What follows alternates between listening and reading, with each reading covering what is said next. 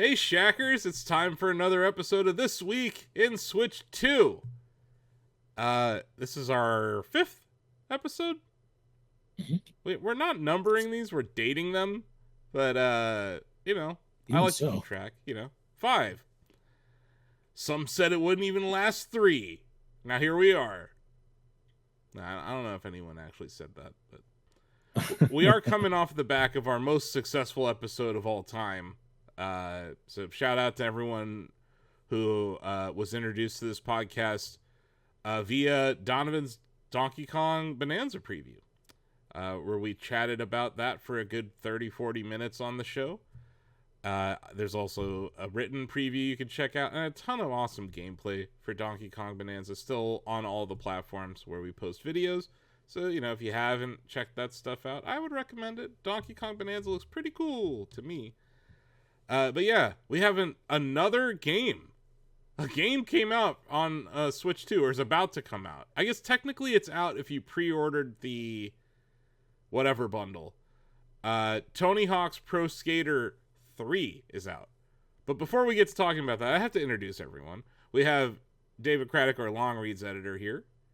hello. We have Donovan Erskine, who did do that preview of Donkey Kong Bonanza, but also is our news editor. So, Hey. And then we have senior news editor TJ Denzer here, who also played some Tony Hawk's Pro Skater 3+4 on Nintendo Switch 2 in the past week, and I brought him on to talk about some of the things that I ran into that he didn't run into, and no one else has run into. So, we should just get into it, right? So I reviewed Tony Hawk's Pro Skater 3+4 for Shacknews. I originally requested a Switch 2 key, and about a third or half of the way in my review process, I requested an Xbox key because my copy of the game on my Switch 2 had crashed 4 times, and it was happening more often. So what it's starting to seem like is either maybe the download is corrupted in some way of the game itself, and maybe I need to uninstall and reinstall it, or maybe there's some sort of corrupt save issue going on. Because TJ, you were not able to recreate my software crashes at all. no. And the devs at Activision Blizzard weren't able to recreate it either. So Yeah. this is a trend with me, guys. Like, it's why VR demos and me just don't go together anymore. Because I will break your VR demo in 30 seconds. I will find a way to break your VR demo. First time I was ever in a Tesla, I broke the center console screen because I turned it on to night mode, and I turned it all the way down to dim, the dimmest it could get. So it was the person running the demo had to hard reset the Tesla within 30 seconds of me even sitting in the car. So I have this reverse Midas touch when it comes to tech. So I did go and get it on another platform, got another key, but I do want to talk about my experience playing it on Switch 2. For the most part, outside of the crashes, I think it runs very well and it looks great. The thing that I noticed between the two versions, and I'm talking Xbox Series X versus Switch 2, was load times. The load times are definitely faster on the Xbox. I was running it off of my SD Express card, not the internal Switch 2 storage, so I'm sure it'll run slightly faster on internal Switch 2 storage. But who has any internal Switch 2 storage left? Almost after a month of Switch 2's been out for a month, guys. How about that? That's true. But yeah, so I take everything I'm saying with a grain of salt, I guess. There are all these qualifiers for why it was loading slower, or this or that. TJ, you kind of mentioned you did see some choppiness in frame rate. I was going to ask you, did you see it how they do that goal montage at the beginning of a career mode level where it's collect skate, do this. Were you seeing frame drops there? Because that's where I saw them. Yeah, in the presentation a little bit, as it was doing the I don't know what to call it, the drone cam fly through of the level. Yeah. But that it was that first 10 seconds when you're loading into the level where there were some issues, but once I'm in the game and I'm Smooth as silk. that's which is probably the most important thing to people listening to this, right? Is that when you're playing the game, it runs very well. And you know, but like I will say this, like Tony Hawk's Pro Skater 3, it ran best on GameCube. It did. Mm-hmm. I don't think that's the case here with Switch 2. I don't think that you're seeing the best version of Tony Hawk's Pro Skater 3 plus 4 on the Nintendo Switch 2. But it still runs very well. It's just that, you know, it just shows you, like, back in the GameCube era, Nintendo was still kind of in the arms race when it came to power and all this stuff.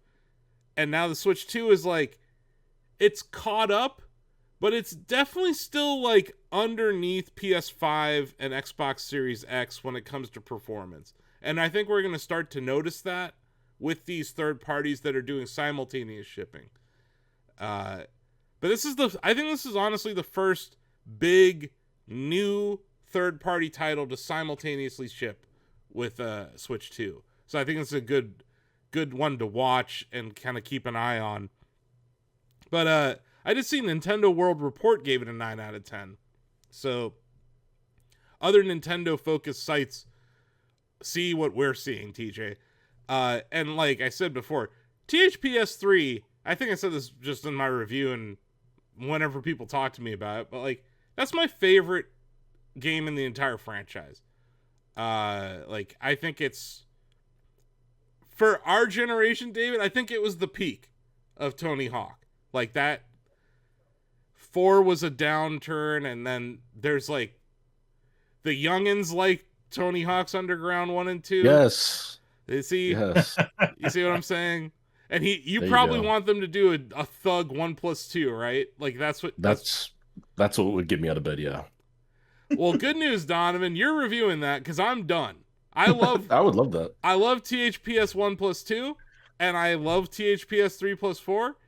I will say this again. This is a $50 game. This Tony Hawk's Pro Skater 3+4. If you just buy the regular version that comes out on the 11th, I would have rather paid $20 for Equals 3 DLC to the original game, because I just don't like THPS 4, and they put in a lot of effort to make it better. They changed it, right? So if you played the original THPS 4, that's when the shift to the thug world and like the change in the career, like the goals that you had to do, they shifted, right? They have retrofitted these parks to be more like THPS 1 through 3. So you have, get a high score, get a 6 score, get the high combo, get the secret tape. All those things have kind of been added back into existing levels. And I think the problem, and I'm curious what you think, Donovan, because you seem to like these sprawled out levels that you see in a Thug or in a THPS 4. I think that like what makes THPS 3 and 1 and 2 special and fun is that you could do all of the goals in 2 minutes, right? Like if you were really good at the game, you could get skate, you could get all the spray paint cans in the warehouse or whatever, you could grind whatever rail you had to do. In this one, it's like, okay, I'm on a water park, which was one of the brand new levels, but it's like, okay, I have to find 5 of these woodchuck standees. I have to collect skate. Oh, by the way, you need to hit your high score. By the time you do 3 of those goals, time's up.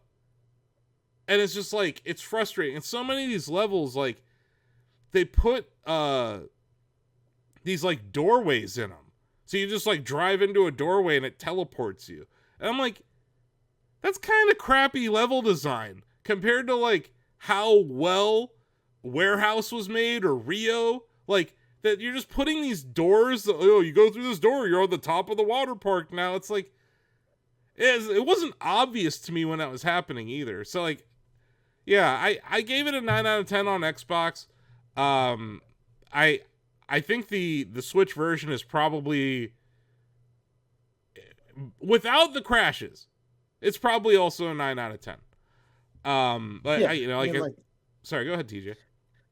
Like, if you want the testimony of someone who's like not like, I love Tony Hawk, but up until Tony Hawk 1+2, I probably hadn't played since Tony Hawk, like seriously since Tony Hawk 3.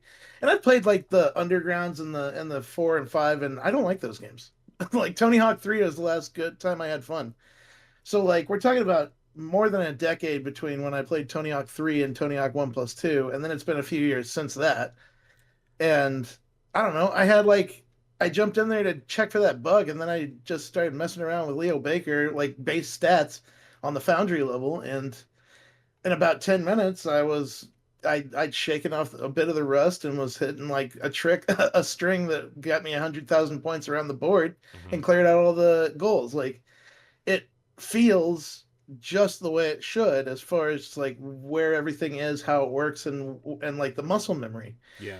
And that's the most important thing is like Tony Hawk 3 is a very special game, and the if it doesn't feel right, then none of that works. Yeah, like I said, I would say it's in my top 5 games, right? Like people always, what are your favorite games? I always say Super Mario World.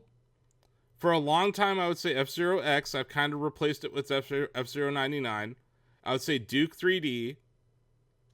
And I would also say Tony Hawk's Pro Skater 3. Like, you asked me my favorite GameCube game, it's Tony Hawk's Pro Skater 3. Which, like, sounds insane, because F-Zero GX was on that, Monkey Ball 2, Mario Sunshine, Rogue Squadron. There's all these great games on GameCube, but, like, the one I played the most was THPS 3. And I still have the memory card. Right? Like, I still have my GameCube memory card with my career on it, all the records and stuff. It's one of the few games that, like, made it through the times, right? Like, so many of you think about all those games, David, with all your save files from, like, the 90s, and how they're just gone. Yep. Or they're in some GameStop in a drawer somewhere, for sale for an exorbitant amount, probably. But, yeah, like, it's funny because normally, like, I would jump into a Tony Hawk game and the first thing I do is create my skater, right? Earl Divix. I had a different option this time. I pull up my load screen and we had the whatever edition, TJ. Like, I don't know what it's called. It's the one that gives you Doom Guy. Mm-hmm. And I was like, well, what's the point of having a character creator when there's Doom Guy just sitting here, right? Like, I'm now a Doom Guy main. It's like when I saw Cow in Mario Kart World. I was like, yep, I'm in. And Doom Guy does not disappoint, man. He has like a meat hook swing that he does in the air as his special grab trick. And then he has his special grind is called Rip and Tear. And he like revs his chainsaw while he does it. And he talks. Doom Guy talks, you guys. He sure does. I've heard his voice. I'm not impressed. It was so jarring. The first time I heard him go, oh yeah, I was like, wait a second. Is this Macho Man Randy Savage's Doom Guy? Like, what is this? So here's something that might bring you some relief. We could consider this non-canon for Doom, right? Like, this is just a cameo. This is non-canon. Yeah. So they call him Doom Slayer in like the character select screen. And I'm like, shouldn't they have called him Doom Skater? Yes. It's just right there. It's right there. It was just sitting there. And they just didn't. I was like, come on, guys. Anyway, I've really enjoyed playing as Doom Guy, despite his insane voice acting. Like, I don't know. If they ever add him to, like, Smash or something, I hope he has the same voice kit. Because, man, like, if you want to go see it, it's on our socials and on YouTube Shorts and stuff. But, like, I put together a reel of all the grunting, somewhat onomatopoeia-like sentences coming from Doom Guy. But also a couple, like, hey, yeah, and whoa. It's just, I don't know. I want to meet that voice actor.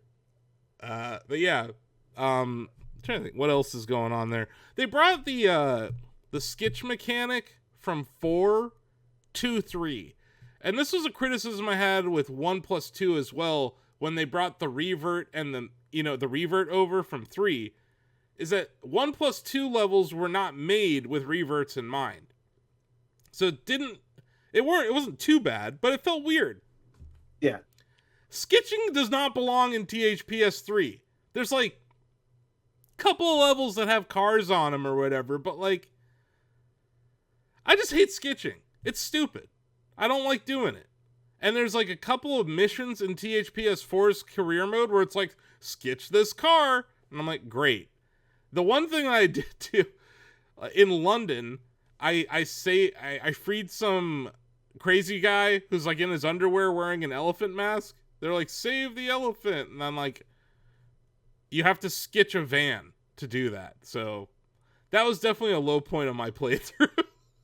I'm like, this is not the payoff that I wanted. I will say that once you get to the end though, that pinball level is awesome. Like, really cool. The improvements that they brought to create a skate park are also really cool. They added 2 different kinds of boost pads, so you can get cooking really fast. So I uploaded a vertical video on social and on YouTube Shorts, where you can see I'm in the pinball machine. I go up and I land a 1260. So that's that's a lot cooler than a 900 these days. But you know me, I just love sweet jumps. So I have to say that, like, they added sweet jumps in the THPS 4 portion of the game. The controls are good though. Like, I had no problem playing it on the Pro controller. TJ, did you try playing it in handheld at all? No, I played it in docked and mostly with the Pro controller. I can't play that on the Joy-Cons. Yeah, I don't know if I would want. I certainly didn't try, but I don't even know if I want to. No, I can tell you I don't want to. But yeah, I don't know. Is there anything else that we should talk about on the THPS 3+4 front? I think. You said you gave it a 9, right? Yeah. 9 out of 10. Okay. 9 out of 10 here at Shacknews. I know we don't really review DLC, but if all they did was give us the 3 at the end of 1+2, that's all I ever wanted. I didn't need the other stuff. It's fine. Like, they added some stuff to multiplayer. Have you guys played Luigi's Balloon World in Mario Odyssey? No. No? It's like it's a mode that they added after the game launched where you can hide balloons and then challenge other players to find them, basically. So they kind of brought that concept into this, and instead of it just being skate and everyone knows where the skate letters are, it's Hawk, and you place the HAWK on levels for people to try to find. I think that was kind of cool. They also brought Free Skate back to multiplayer, and this is all crossplay across every platform, which THPS 1+2 also had that going for it. But yeah, they invested a little bit in the multiplayer side. They definitely added some more like building blocks for the creative park. So I'm not hating on either of those modes. It's more just like THPS 4. Like, why? I did notice they changed a couple of the missions in THPS 3. So like on the cruise ship, for instance, there was like a propeller that you could cut the cables to, and then it would cause another event to happen on like a lower deck of the boat. That's changed now. I actually don't know how to progress through that area now, which is annoying. So it's like there are some parts of the game where I'm like, that's not how it used to be. And then I go on YouTube to make sure I'm not crazy. And then I'm like, okay, I'm right. So it's like maybe 3 times they like made some alterations to either the levels or the goals in THPS 3, which, that's fine. I don't know why they chose to do that, but they did. Maybe it was like too violent of a scene or something because it was like a runaway propeller on a boat, but I don't know. Cruise ship's still awesome. Happy to report that cruise ship is still good, guys, in case you were wondering. I know, TJ, you mentioned, we're working on a Shack Chat article for this week, and I think, we'll announce it here. But we're talking what our favorite Tony Hawk parks or levels are of all time. And you brought up cruise ship, and I brought up Rio. But yeah, like you can skitch on Rio now. Guess who doesn't want to skitch on Rio ever? Me. I don't like it. I didn't ask for it. It was the mechanic that was the beginning of me falling off of the series. And then once we go to Underground and they're like, here, ride on a lawnmower. I'm like, I don't want to ride on a lawnmower. Like at some point the game became Jackass, and I think that's when Donovan started playing it. Oh, yeah. Yeah, I don't know. I'm trying to think like what else. I like the streamer mode. It made it a lot easier to capture gameplay. Although I've heard those same 4 songs a lot the past week. But I do like that there's something there. Like you don't just have to mute it and just hear the game sounds. Like that they actually went the extra mile and got some like unlicensed music or whatever, however you want. Like, you know, it's a nice little touch.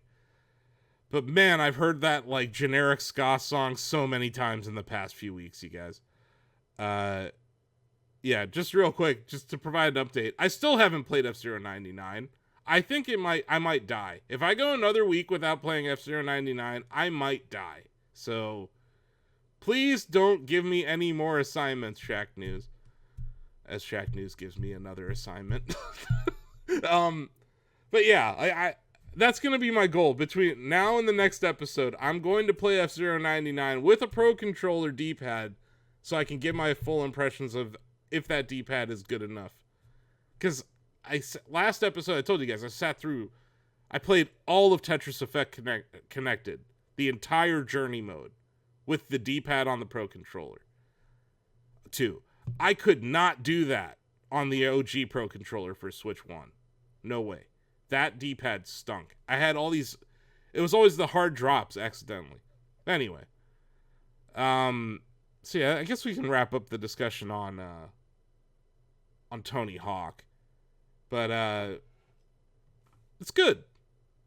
It's a good thing. Now, where's Doom? Yeah, I'm still waiting for Doom the Dark Ages on Switch 2. I hope it makes this calendar year, but I think they will release it just because 2016 and Eternal made their way to Switch, so why not round out the trilogy? That's what I'm saying. Like, I think we've talked before about how not everyone had or could get a dev kit. I don't know if id Software had one. I think that might be it. probably. But, Or whoever ports it, they need a dev kit. well, all I know is when Perfect Dark... Oh, I mean, wait, never mind. I was going to say, when that launches, it should be on multiple platforms, but it's not launching. Yeah, no. Anyway. I don't know. Microsoft. Never been stronger? Right? Very strong position? Yeah. The best it's ever been. Yeah. Diamond, let's talk about this this little accidental leak by Nintendo themselves. This would be a good segue into a game I want to talk about next too. But yeah, let the folks at home know what you're talking about. I believe this is Smash related. Smash among other things. So I'm always fascinated when stuff like this happens because the video that kind of caught fire this weekend has been out for a month. This wasn't like a new thing that Nintendo posted. But as the internet works, all it takes is for like one person to go back and go over something with a fine-tooth comb and uncover what they believe to be information. So this is essentially the Nintendo 64 Nintendo Classics feature update that Nintendo uploaded before the Switch 2 came out. This was essentially announcing that they were adding like the CRT filter, the rewind, just like the updates that were coming to the N64 Essential Virtual Console and Switch 2. And folks have gone back and looked at this, and there are parts in it where it's like the UI is overlaid on top of the game library, so all the games behind it are like blurred, but you can still see like the colors and shapes. And it's nothing that most people who watched it paid attention to, but people have gone back now and looked at those covers again and have compared them to all the ones that are on the N64 classics right now. And the conclusion essentially is that these are not games that are currently there. And people believe that these are 5 games that have yet to be revealed. By looking at these covers, people have compared them to and believe that they are the following games: Donkey Kong 64, Forsaken 64, Glover, Rayman 2: The Great Escape, and Super Smash Brothers. So there are multiple tweets of this. I believe it's 40 seconds into the video where they're showing the CRT filter. You can see like there are about 5 or 6 games in the background, and people have even done like an overlay where they take the blurred image and then they unblur it and show you like what the actual game cover looks like. And the colors they line up. They look 1 to 1. I've sent them to our work Slack here, but people believe that Nintendo is at some point in the near future going to announce Super Smash Brothers, Donkey Kong 64, and these other 3 titles for N64 classics, which would make sense. I mean, obviously Smash is Smash. Its reputation precedes it. Donkey Kong 64. We've got a new Donkey Kong game coming out soon. Glover, Rayman 2, Forsaken. Glover. Yeah, are also okay. video games. Okay, David, you're laughing at Glover, but for me, I'm like Forsaken 64.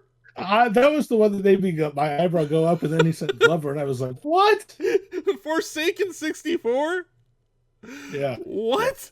I just sent you guys another image where they're all side by side, and it's like on one hand it is very tinfoil hat theory, but also looking at it, it's like, what else could those be? When you look at the images, it's like that. They all look pretty spot on. I don't think you can look at the Donkey Kong 64 one with any confidence. That could be anything. I don't know, man. Because you could see the this like Forsaken one. The Forsaken one is hard to deny that one. Yeah, I think you can see the Rayman and the Donkey Kong are the 2 ones here where I'm like, that's kind of hard. Glover looks like it's probably Glover. Yeah, Why? you can see where the red ball is. And look, it seems inevitable that they're gonna give me a Smash Brothers where Kirby isn't trash, which is Smash 64. So I'm here for it. I would love to be good at Kirby in a Smash game again. Now, okay, if this is true, Donovan, Yes. is the online multiplayer for Smash 64 going to be ass? We can hope not. I'm just curious. I'll play it. Not. I'll play it for science, but Soul Calibur 2 ran pretty well for us, but yeah, we'll see. Also, Smash 64 is, I think, the one game in which Kirby is good. Mm-hmm. Yeah. Well, you could argue it depends on your definition of good in a fighting game. Like Kirby saved the world of light in Ultimate. Yeah, we're talking game power versus cannon power. I'm just saying when when Glover appeared in the sky and declared death to all of Nintendo characters, Kirby survived. So yes, he's ass, but he's still pretty great. Even in his worst state, Smash 4, Kirby was still a pretty great character. I just want to know who was clamoring for Forsaken to come back. No one! Donovan, do you know what Forsaken is?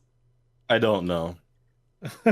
That's my point. You're not missing anything. Do you know what Descent is? Like, I remember the commercial more than I remember the TV ad for Forsaken more than I remember anything that came from the actual game itself. And I will say, Descent and Descent 2, ahead of their time, David. Like, oh yeah, Forsaken 64, not ahead of its time. Kind of just there. Like, if Nintendo wants to stop screwing around with N64 releases, if it's not on there already, they need to put Jet Force Gemini on there. Yeah.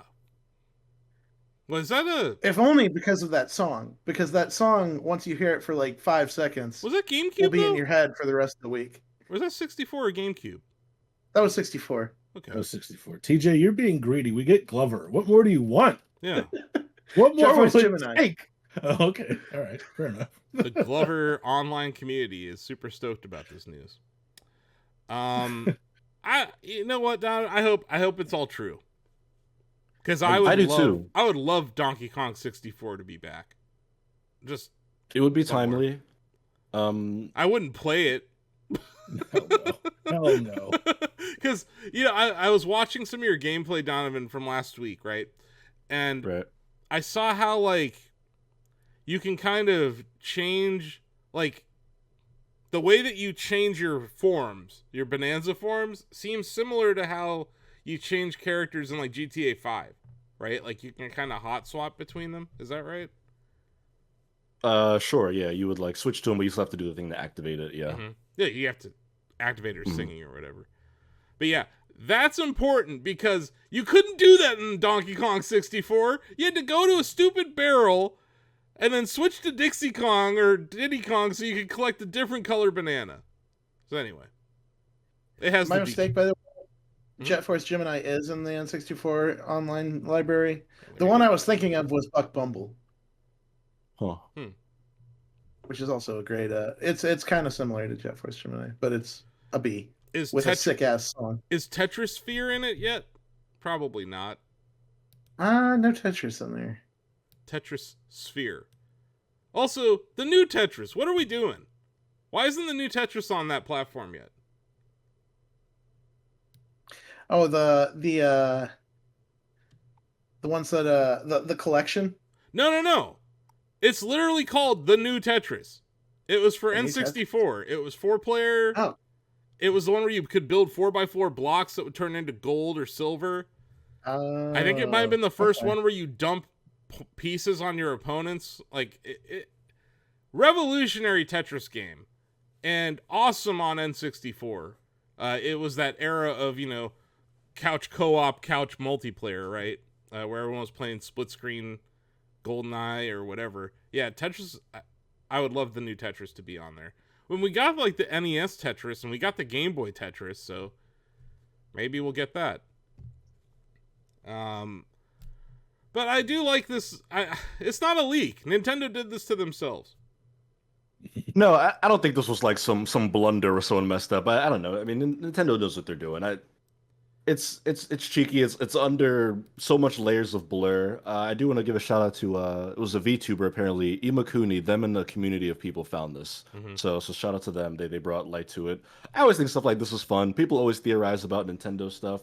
There is precedent for it because I know they've added they've done GameCube since then, which is obviously newer console, but they have gone back before and added titles to like older retro consoles after they've added newer ones. I believe they added NES games after they added the SNES to Nintendo Switch Online. Oh, So yeah, the drip drop yeah. is going on all platforms. We're still Yeah. getting random shit being announced for like SNES every other month. hmm I think the pace of NES releases has slowed down, but Sure. yeah. Speaking of releases on GameCube, Mario Strikers came out, and it still rules. I'm happy to Nice. report it is awesome. I've played several. I played through the Mushroom Cup and the Flower Cup. I'm lobbing passes and doing headers, and I think I figured I remembered the meta. Wasn't Toad like the right teammate to pick? Like I don't know. He just seems.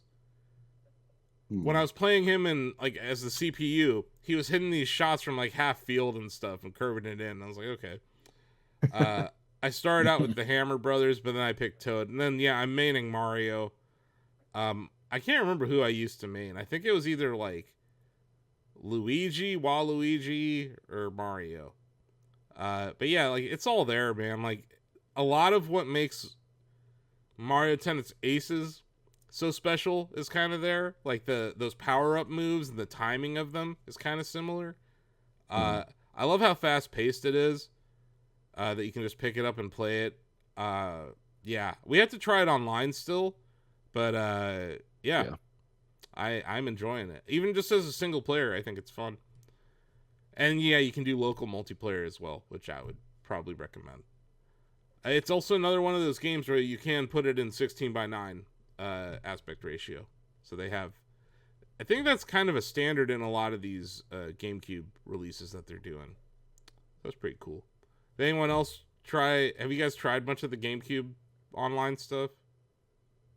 Played I a haven't. good amount of Soul Calibur when it came out.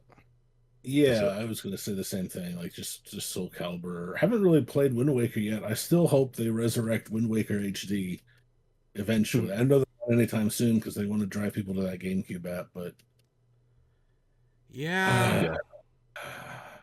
I I don't know what they're doing with Zelda. Like, I really don't. Like, they're making a movie. We'll see. We'll see how that goes. But yeah, Mario Strikers is out. If you have Nintendo Switch Online Plus expansion pack and the GameCube app, you can play it now. I'm patiently waiting for them to add Pokemon XD Gale of Darkness. It's already on the list of announced games. I just need the eventual release date. That is like my peak GameCube childhood nostalgia game. So I'll be jumping in for sure whenever that one Maybe rolls around. that's that Pokemon Direct or Pokemon Presents. Yeah, that'd be cool. Yeah, people have been hoping that we'll get announcements for those. That'd be like the bare minimum requirement for me. I mean, my pie in the sky hope is I want the like mainline Pokemon games on Switch as well, but that for some reason seems less and less likely with every passing year that they don't do it. Yeah. But yeah, I want to talk about the shareholder meeting Q&A. Nintendo had their annual meeting of shareholders. I didn't go. I'm in America. It's a packed hall somewhere in Kyoto where they do it. But yeah, a couple investors got in there and they got to ask some questions. I really hate it when someone asks the same question. Like, it's already been answered or not answered by the board. Why are you asking that same question again? So multiple people asked about the lottery system in Japan for pre-ordering the consoles and just supply of the consoles in general. And Furukawa gave that same please understand statement that he tweeted. He even said, like, I posted on X about it. So he like talked about posting on X with his name. But yeah, they're doing their best to make as many consoles as they can. But now the tariffs have been announced, 25% increase in tariffs from Japan. We're going to see what is affected because I'm really curious, like, is Nintendo supply chain going through Vietnam? And that shouldn't really matter. But are some of their chips being made in Korea, which also South Korea just got a 25% tariff announced as well? We don't know. So we're going to have to like wait until this next earnings period. But I think that they provided guidance that was very conservative. They said, we're only going to grow profit by 9% this year, but we're growing sales by 65% this year. So you do the math. There's a large amount of their revenue is being eaten up by these tariffs. So they didn't ask about tariffs. I would have. That would have been my number one question at the shareholder meeting is, do you feel that you've already accounted for the tariffs? How are you doing with getting things shipped to America? Apparently a lot of these go into effect on August 1st. So we have like 3 weeks until then. Like, it probably would have been a good time to ask him about tariffs or any of the board. You guys reported on this earlier. The question was, can you elaborate on the future of your visual content business? Is there a possibility of producing new visual content based on Nintendo IP other than Mario and Zelda? And Furukawa said, we released the Mario Bros. Movie in April 2023 and are pleased to say that it was received positively. Talks about the Mario movie sequel to the Mario movie coming. He did say it this way, though. We plan to release a new animated film based on the world of Super Mario Bros. In April 2026. You'll remember, Donovan, Comcast or NBC Universal or whoever accidentally leaked the name of the movie, Super Mario World. So him kind of saying based on the world, I was like, maybe that's a cheeky thing he's saying, or maybe it's just him just saying things. And it's hard to tell Nintendo. The way they talk about stuff is... And also, this is a translation. He was speaking in Japanese. Also that. So I don't want to read too much into that, but it's going to be called Super Mario World. And Yoshi's going to be all over it, and it's going to be glorious. And then, they're working on that live-action movie coming in May 2027. But they did say visual content is one area where they can expand the number of people who have access to Nintendo IP. And rather than simply licensing our IP to film production companies, we are taking a proactive approach. where Nintendo is deeply involved in production and makes investments as needed. This approach allows us to maintain a strong commitment to the quality of the final project.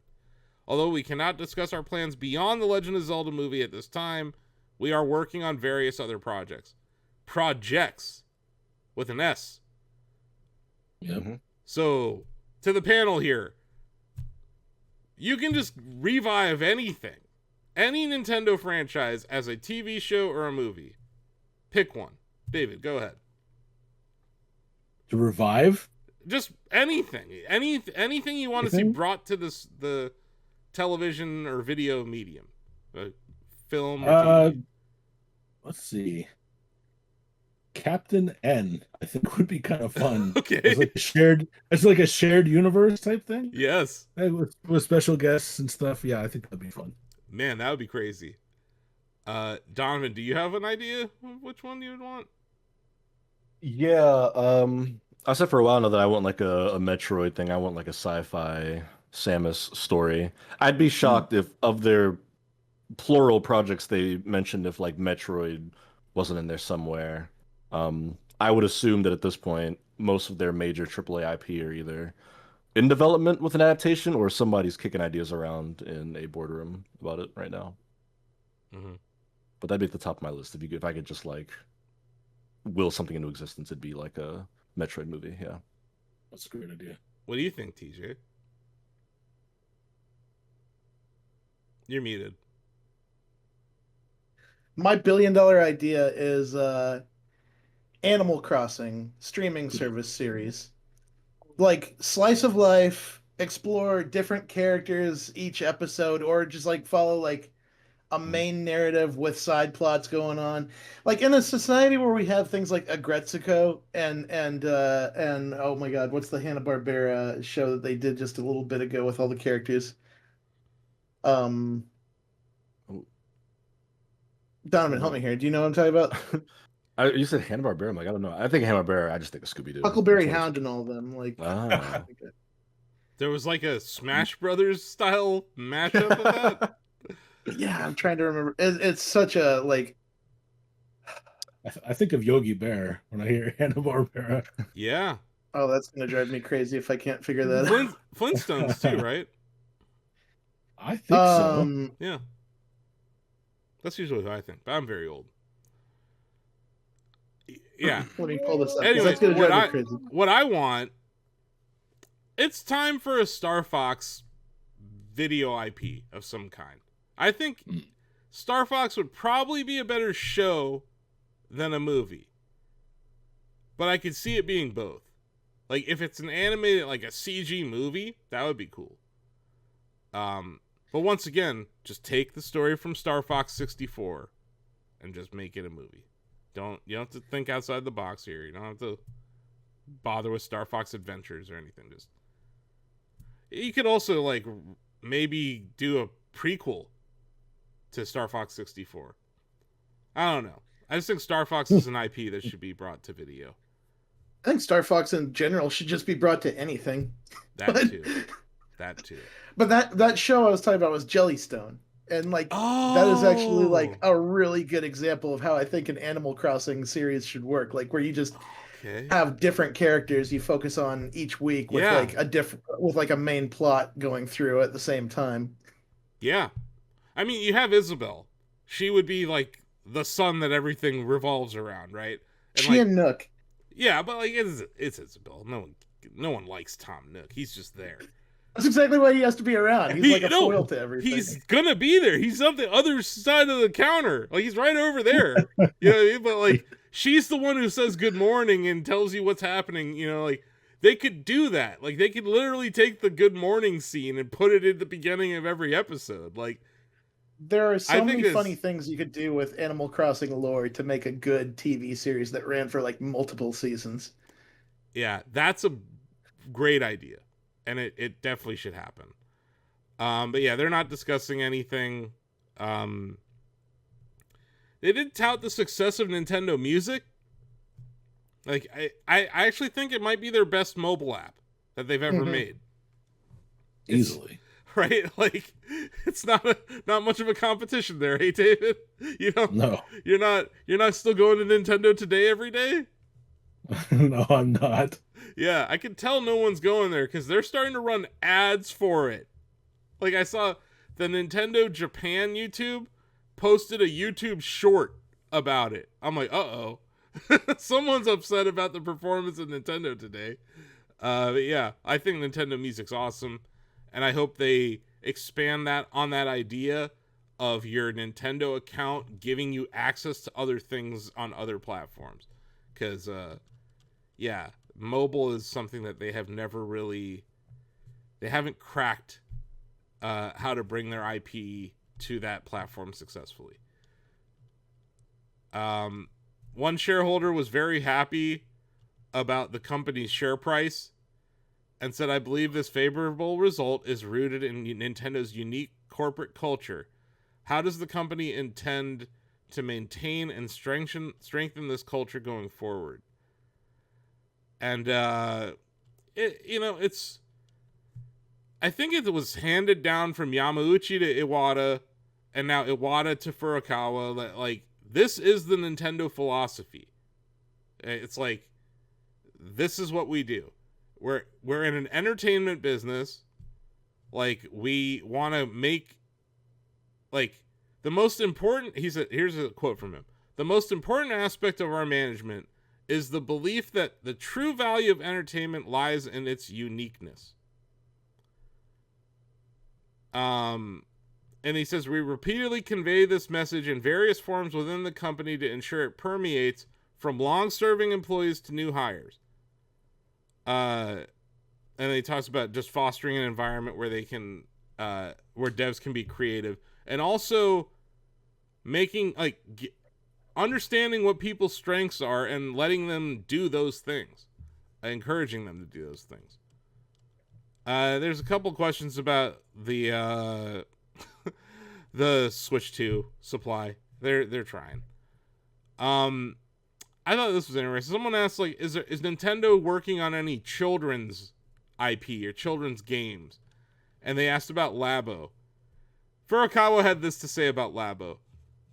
Nintendo Labo was an ambitious product for us. There you have it. Cool. Yeah. They did. Someone asked about accessibility in development of Nintendo products and games. And Furukawa said, "Let me explain our current initiatives. Nintendo Switch 2 offers a variety of accessibility features, such as adjusting on-screen fonts and colors, text-to-speech for on-screen text, button mapping customization, and a bunch of others, like support for hardware, the USB support that they have. So yeah, I think they actually are doing something in that. Someone asked if Nintendo would ever stream their shareholder meeting. And the answer was basically no, in a very polite way. Which sucks, because, I'm over here in America. I would love to be able to watch it, but then again, it's also going to be broadcast in Japanese, which I wouldn't understand. And I'm sure that would be hard to have a live translator for that. Yeah, there was this one. This person was just like, why do you have these two outside directors? It's Kazuhiko Hachiya and Chris Melandri from Illumination. And Miyamoto kind of came out and said, look, I've been working with Chris-san on all of these Mario movies, and he's doing a great job, and we like working together. And then Mr. Hachiya is a media artist who has acted beyond the framework of games. And apparently he's like Miyamoto's one of his best friends.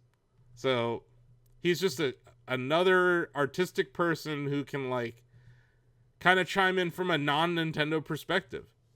Just about, like, inspiring their creative efforts. Someone asked how long the business cycle of Switch 2 would be. Furukawa is like, he's not sure. And I don't blame him for saying that. Like, he's like, we just launched it. We have no idea. But he's like, we do want people to be able to play these systems for a long time.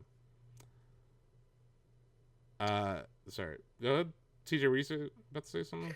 I was going to say, like, well, it's kind of up to the consumers how long that goes. They're probably going to keep making it as long as people keep buying millions of it. There's also, I feel, just no like positive way to answer that question that won't receive backlash. Because I remember a few years ago when like PlayStation, Xbox were like, yeah, we're gonna make like successors of these consoles, and everybody was like, what? Like you guys never like got this one right. We're still waiting on like our PS5 games. You're talking about PS6. Like I feel like if he would have been like, yeah, probably like 6 years, we'll make the next console, everybody would have been like, whoa, what are you talking about? So I mean, yeah, even if internally they are like, yeah, sure, maybe 8 or 9 years we're looking at the next console. I feel like you only stand to lose if you tell the public that right after you launch your console. Yeah. Yeah. That's like launching a game and someone asking, "Will there be DLC?" Like, give it a minute. Yeah, yeah. Give it a minute. Yeah. Yeah, it is. Or like they ship Tears of the Kingdom and like, when's the next Zelda coming? Yeah. Yeah, It's yeah, like yeah. play this one, Right. motherfuckers, then talk to us, you know? Oh, I want new games, even though I have a 8,000 game backlog. Roar. Yeah, I don't know if they're gonna get this to last 8 years. I doubt it. I think the price I really think the price is gonna become a problem. And that could, I don't know what that would do to the generation. Like it's just, if these tariffs really impact every single company in Japan, Sony and Nintendo are in a tough spot. They're going to have to increase prices on things, and that's going to... Everyone's already mad about the price of this thing, so if they increase it, I think there's going to be a backlash. And we will all feel very smart for buying it for $500 with cart. You know? Someone asked about the game key card, and they straight up threw the third parties under the bus. They're like, look, we're really good at making games here that fit on cartridges, so we're going to keep doing that. Now, these other devs with their 100 gigabyte games, we're just going to give them these shitty key cards, and that's all you get. And it's like, not a great answer. It's not. Like, why not? Like, is it, just let us know, is it possible to make a cartridge that stores 128 gigs on it? I don't know. But if it is, maybe that's an option, right? Like 100 gigs, like there's a group of games that are over 200 gigs. And that's going to be a nightmare on a Switch 2. But there are these games like Split Fiction, what was that, like 60 gigs, Donovan? Like 80, like there are these games that are like barely near the 64 limit right now that's in the biggest cartridge that they offer. Like, they gotta do something. Because this is, from a collector standpoint, from a game preservation standpoint, this is bad. That this is their solution, that's not good. But it does seem like it's not their solution for their first party titles. It's the solution they have for bringing more third party games to the platform. So we'll see what that leads to. But I did not like that. I did not like that answer because it didn't. It's like such a pass the buck kind of scenario. They're like, well, all we have are these 64 gig cartridges that we're going to use. And you remember, the 64 gig cartridge, they were talking about that in 2017. And then it just never showed up. And now it's here. So it's like, okay, well, what's the next size? Because that's not going to cut it. 64 gigs is not going to cut it on this system. And then people are going to run out of space. And people are going to get mad. I don't know. Or they're just going to choose to buy... If you can find like a physical copy of Split Fiction on like a disc or something, maybe you'll buy that instead of this cartridge. I don't know. Split Fiction might be on the cartridge. I don't even know if they did a physical version. Actually, not sure. Yeah, I don't know. No. But I mean, the biggest game of the entire decade is set to come out next year, and people will definitely be asking about it on Switch 2. And there is no universe in existence where GTA 6 will be on a cartridge entirely. So Yeah. I don't know. It just feels like the kind of thing that right now it's just like this weird, quirky thing for collectors. But I do think it'll become like a louder conversation as the Switch 2 era continues. Mm-hmm. I'm trying to find this one quote um, from Miyamoto. He said, I think it was on game development. No, this was talking about the directors. Um, this is something. This is why I love Miyamoto. He said, "We do not want to set a release date first and then force the production schedule to meet it. This is similar to," he was talking about the Zelda movie. "This is similar to game development. We want to release something that we are confident will satisfy our consumers. I always tell our teams to work for the consumer, not for your boss." That's cool. Especially on the backdrop of what just happened at Microsoft last week. Again, Nintendo is really showing that, like, yeah, okay, I'm not talking about how they operate as a company or how they treat their employees, but at least when it comes to deadlines and crunch, it doesn't seem like they're like, there might be crunch with whatever release dates they have, but they're not releasing shit just for the sake of getting something out the door.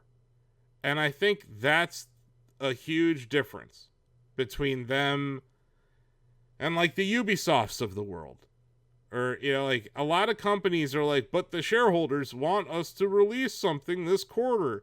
Nintendo doesn't care. They're like, Metroid Prime 4 will release when it's done. Like, and it's been 8 years or however long since we first saw that logo. So yeah, I like that sentiment from Miyamoto. And there was a few other comments in different parts of this Q&A where they really just kind of highlighted how it's not a changing of the guard at Nintendo, but it is an elevation of the young guard, the younger developers being given chances to really experiment. The other thing I saw, I think Furukawa said this. Someone asked about development costs for Switch 2 games and how they're going to be more than the previous generation. I thought this was interesting because this is how you get push mode. This is how you get brain age. This is how you get flash focus, right? We also believe it is possible to develop game software with shorter development periods that still offer consumers a sense of novelty. We see this as one potential solution to the concern about rising development costs and software prices, and we will explore it from various angles within the company.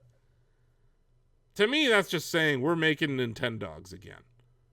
Like, it's time. It is beyond time for weird Nintendo to return. Bring us Pushmo, give us fucking these smaller games that cost less, right? Give us a $30 or $20 game, you know? And it's still fun, right? Like, they can live in that area. I think the $20 price point is just begging for people to kind of hit it right now, especially with $80 games now on the board. And yeah, like it's going to take forever to make the next Zelda game. I'm sure they're working on it already, but it's going to be years. Like, probably the end of the Switch 2 cycle that we'll get like a brand new 3D Zelda game. So in the interim, yeah, like, let's make a Pilot Wings or make a Rad Racer or make a Excite Bike successor or Ice Climbers. Ice Climbers would be perfect for what he's talking about here, right? Like, you're not breaking the bank in the art department for Ice Climbers. So yeah, I hope that they actually do lean in on that. But yeah, I liked a lot of what Furukawa had to say. I do think his answer to the game key card question was bad. I think that direction is bad. And I mentioned it on an earlier episode of our show that I think storage is going to be a problem on this device. and it's already showing up to be a problem on the device. It looks like you can't. So, like, from what I was doing a little bit of research just now because I was curious, and the Nintendo Switch 2, very specifically, to extend its storage, you have to get a micro SD card, specifically with the Express Yes. thing on it. It's got to be that. And as far as I can tell right now, there are no readily available micro SD Express cards that are more than 512 gigabytes. Lexar has a 1 terabyte Yeah. one, but it looks like it's in very limited supply, and they're And like not all the way in on it. David mentioned it on a previous episode. GameStop has a 1 terabyte one. GameStop does too. Yeah. How the fuck did But I didn't- GameStop get into the SSD market? I have no idea. I have a 512, and I have a lot of games installed too, but this thing's only a month old. you Yeah. know? Yeah. So, I have a 256 right now, and yeah, I have a lot of games that are not installed. Like, I'm like, you know what? Yeah. I don't need to install this, so I'm not going to. But I wonder Yeah. if Samsung and Lexar and SanDisk are going to race to get to like 2 higher terabytes. capacities in the Express, like Yeah. in the Express category specifically. I'm sure they want to, because they can charge whatever for it. If you give me 2 terabytes, I'll pay $250. I'll pay $200 for it. Whatever you want. Just so I can fit all my games on one of these. Because right now I'm rocking 256, and I know I'm gonna run out.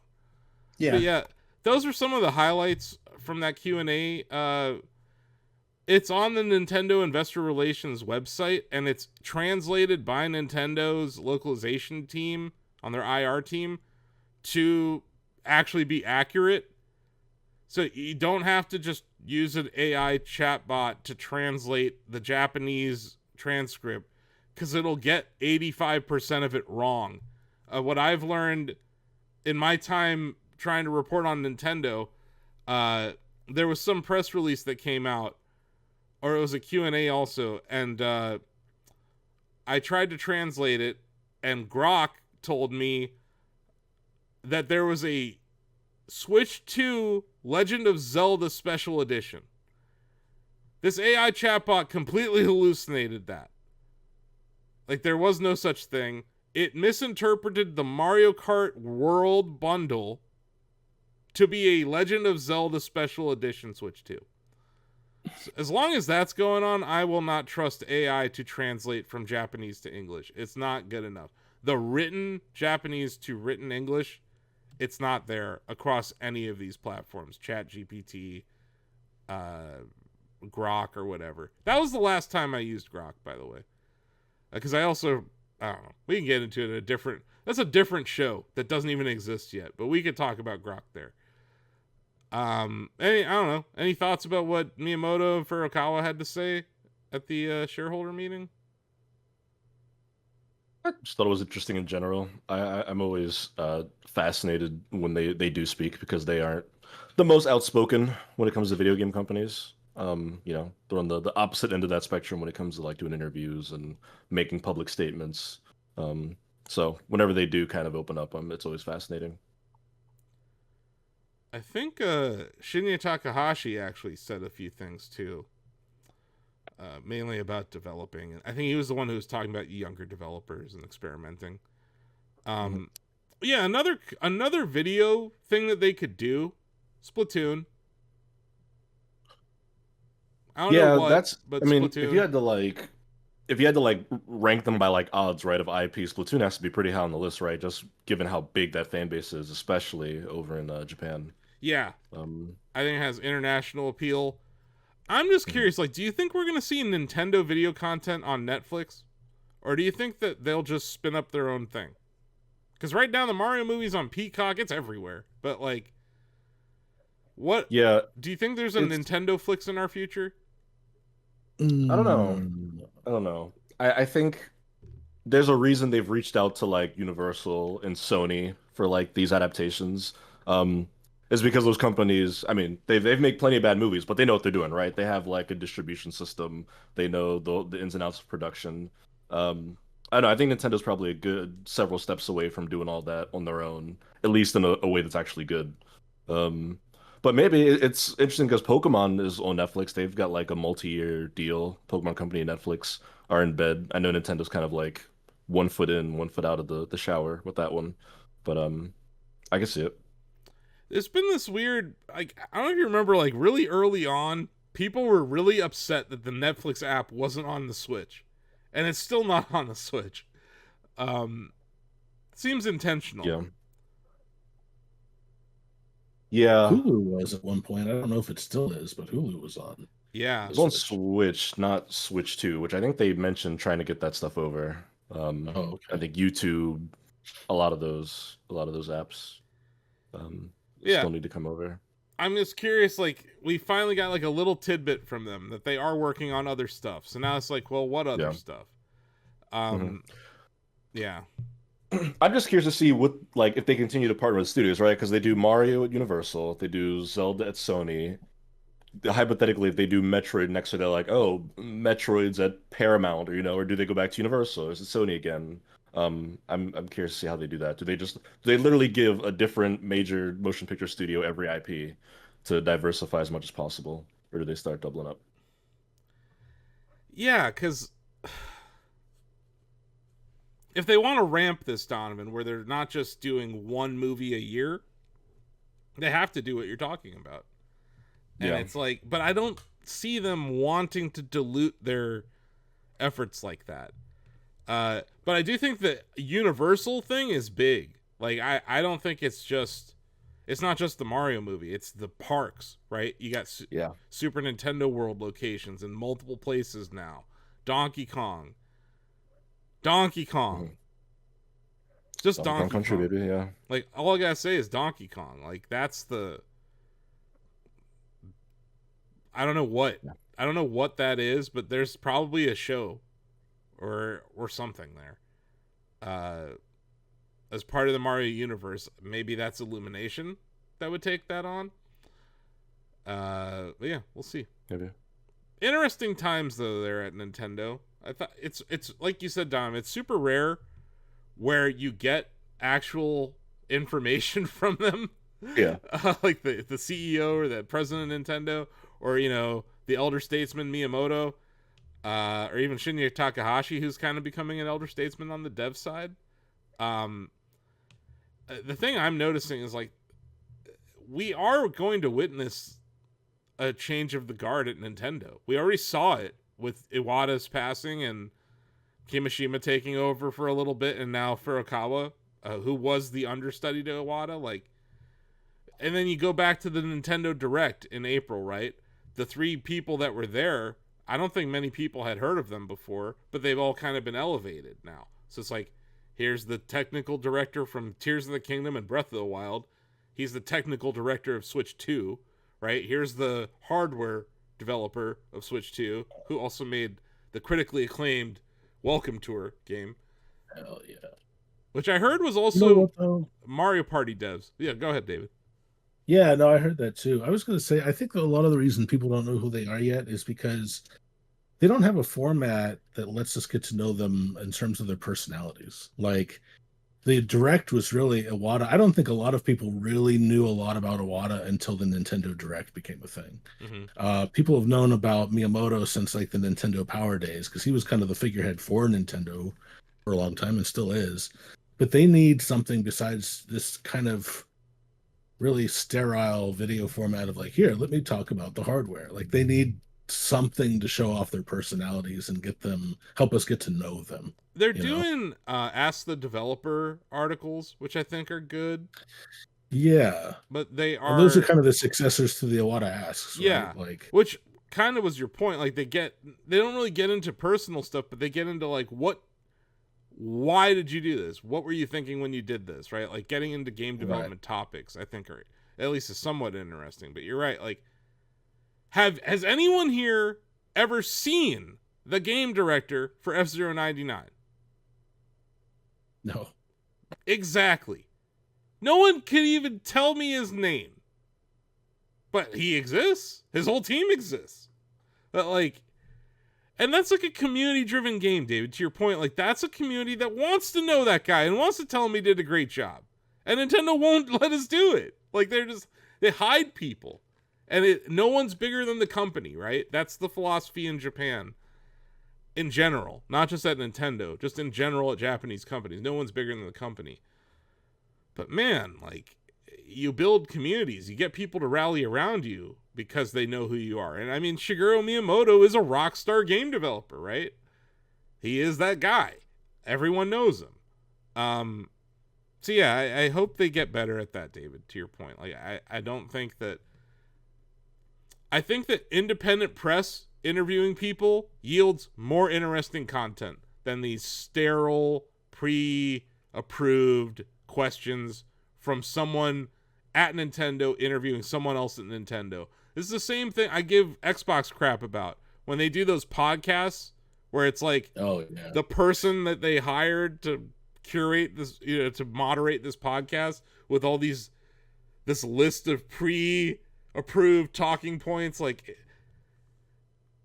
these companies think they're pulling a fast one on people, but like, it's not. It's very obvious that it's canned and softball kind of questions. And yeah, I don't like that.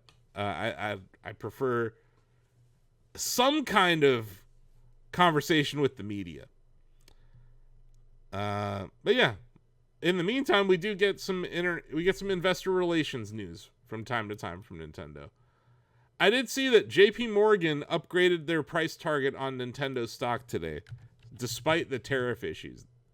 So that's kind of interesting. They have a 16,500 yen price target per share. The stock is currently trading at 13,200. So that is about 20% upside they expect in the next year. But yeah, that note just came out this morning on the back of all this tariff bullshit. Yeah. Got anything else we want to talk about? I think we've covered it. Oh, there's a game I thought of that I want to check out because of this whole frame rate getting better thing. Ultimate Marvel, that Alliance game, right? Oh, Marvel Ultimate Alliance. Yeah. Yeah. I have a buddy who's been replaying that, or I think for the first time since he got a Switch 2, so I'll ask him how it's going. I think it might actually be one of those candidates for like a game that had terrible frame rate on Switch 1, but actually runs well on Switch 2. Like, that might be an awesome game all of a sudden. Because, like, I really wanted to get into it, but it was poor frame rate, and even worse online. So yeah, I'm curious about that one. I heard something about that. We're not getting college football on Switch 2 this year because that is out in early access now, but we can't play it on Switch. We're getting Madden though. Goody. Can't wait. I will say I deleted Madden to make room for college football on my PlayStation 5. Going back to the whole storage dance, I'm doing it on a giant ass console. And that thing, you could fit 50 SSDs in that thing. Mm-hmm. It would cost $20,000, but you could do it. Anyway. Yeah, I think that's the show.